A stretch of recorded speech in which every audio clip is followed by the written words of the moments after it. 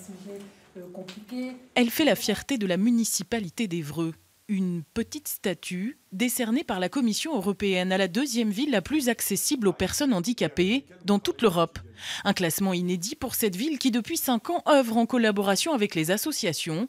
Exemple, ce parc accessible à tous les handicaps, visibles ou non. Illustration avec cette balançoire. Elle a été réfléchie avec l'ensemble des associations dans le champ du handicap qui accueillent des enfants, notamment des enfants polyhandicapés ou ayant des syndromes autistiques, pour que justement ils puissent l'utiliser. En fait, j'en suis très fière parce que c'est vraiment le fruit d'un vrai travail collectif. Même principe dans toute la ville avec ses feux sonores.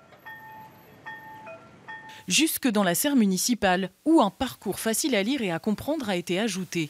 Des adaptations qui entrent dans une politique globale d'équipement baptisée le Grenelle du handicap. Il coûte chaque année 200 000 € à la municipalité. Objectif, révolutionner entièrement la perception par tous de l'espace public. Le handicap, c'est très stigmatisé, alors qu'en fait, le seul objectif qu'on ait, c'est de rendre notre ville confortable pour tous, mais c'est aussi la préparer pour le vieillissement d'une population dont toutes les statistiques démontrent que c'est demain. L'accès de 110 des 128 boutiques de la rue a ainsi été modifié, mais des zones restent encore à aménager. François et Jérôme ont participé à toutes ces réflexions. C'est pas du bidon, puis ils la méritent bien. Surtout quand on sait d'où ils sont partis. On a beaucoup plus d'accès dans les commerces, sur les places. On peut plus facilement se déplacer dans la ville. Réadapter la ville entièrement risque de prendre du temps. La mairie s'est donné 10 ans, soit 2 mandats, pour la rendre totalement accessible.